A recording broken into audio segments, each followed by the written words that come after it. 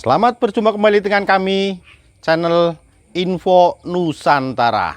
Dalam channel ini kami akan membagikan berita-berita seputar politik dan artis Indonesia. Semoga apa yang kami bagikan bisa bermanfaat untuk Anda semua. Salam NKRI harga mati. Elektabilitas PDIP tertinggi, hasil survei LSP, Nasdem berada bawah ambang batas parlemen. Jawanews.com hasil survei LSP, Lingkaran Suara Publik, mencatat bahwa PDI Perjuangan, PDIP, menjadi partai dengan elektabilitas tertinggi.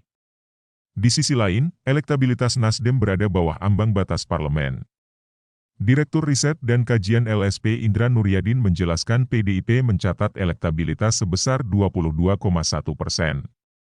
Kemudian dari hasil survei LSP, posisi selanjutnya disusul oleh Gerindra dengan 19,3%, Demokrat 8,1%, Golkar 7,8%, PKB 7,1%, PKS 5,6%, dan Nasdem 3,9%.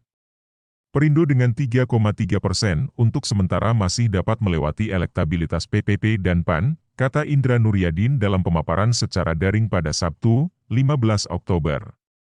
Terkait Nasdem, paparnya, temuan survei sementara mencatat bahwa pasca deklarasi Anies Baswedan sebagai calon presiden cenderung tidak memberi efek elektoral bagi partai itu.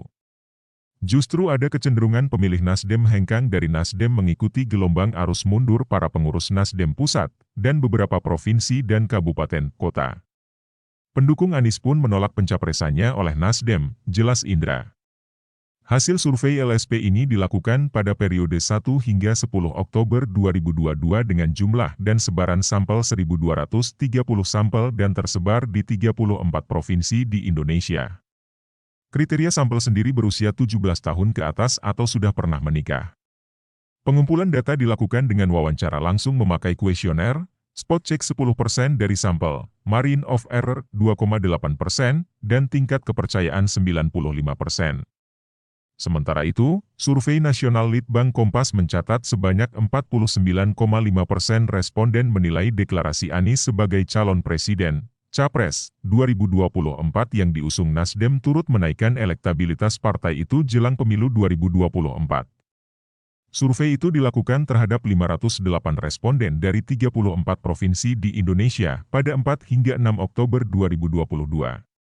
Sampel ditentukan secara acak dari responden panel Litbang Kompas sesuai proporsi jumlah penduduk di tiap provinsi, dengan tingkat kepercayaan 95%.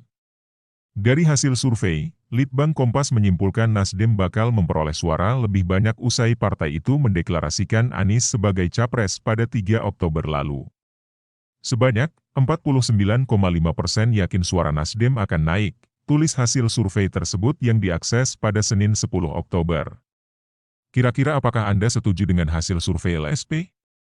Dapatkan warta harian terbaru lainnya dengan mengikuti portal berita Jawanews dan akun Instagram Jawanews.